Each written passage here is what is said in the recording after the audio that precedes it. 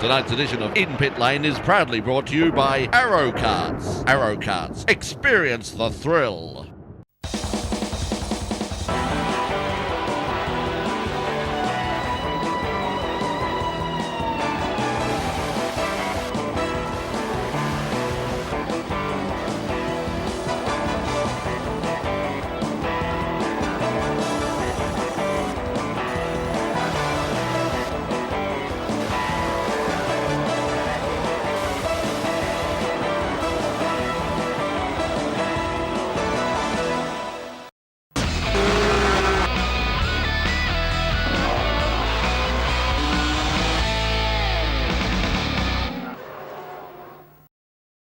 Des Wall only needed one solitary point to wrap up the Australian Sports Sedans Championship, leaving Tony Ricciardello to take the win in the all-seasons eco-resort Phillip Island 50k plate. Ricciardello led the field away, but the race ended early for Dean Randall in his new Saab V8 after coming together with Daniel Tomasi's Calibra at turn 1. Darren Hossack started from the pit lane after clutch problems with the Audi in race 2. Chris Donnelly in the Falcon went off at the high-speed sweeper and was lucky to escape with relatively little damage. Gary Stevens' wild-looking Mazda V8 ran wide coming onto the main straight. Thankfully, he was able to continue. Chaz Talbot lost the Commodore at turn 1 and then stalled coming back onto the track. Thankfully, the fire lit up just as the leaders were coming through and there was no need for a safety car.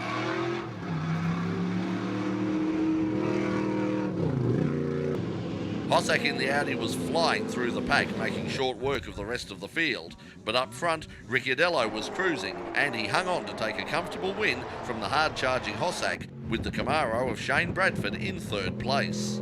After the race, Ricciardello paid tribute to his team. We took a gamble in qualifying, it didn't pay off.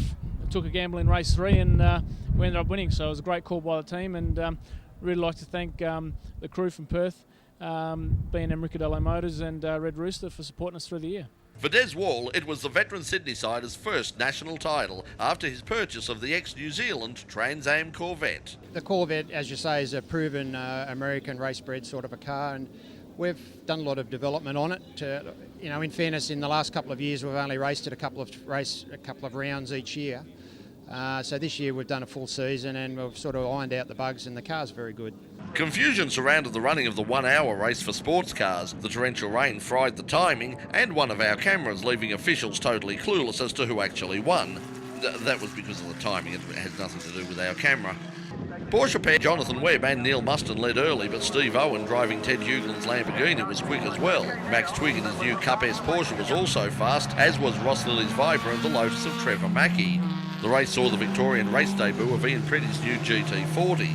The car is immaculate, and with the opportunities to race in New South Wales limited, thanks to the closure of Oran Park, we asked Ian if there was a chance that we might get to see the new car take on the Victorians at next year's Victorian State Series. Very much like to surrounds down here. Obviously, Phillip Island will be it's a great circuit for the car. It loves those long, fast, sweeping corners.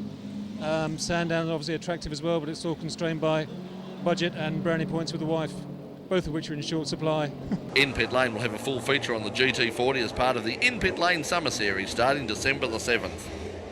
By the way, anybody got a lazy $5,000 for a new camera? Want to race your friends at 100 k's an hour in a fun and safe environment? Then check out kart racing. Karting is a great way to develop road skills.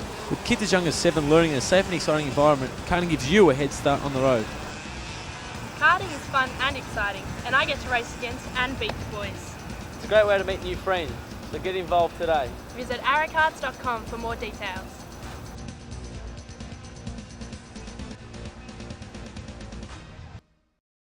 Tonight's edition of In Pit Lane is proudly brought to you by Arrow Karts. Arrow Karts. Experience the thrill.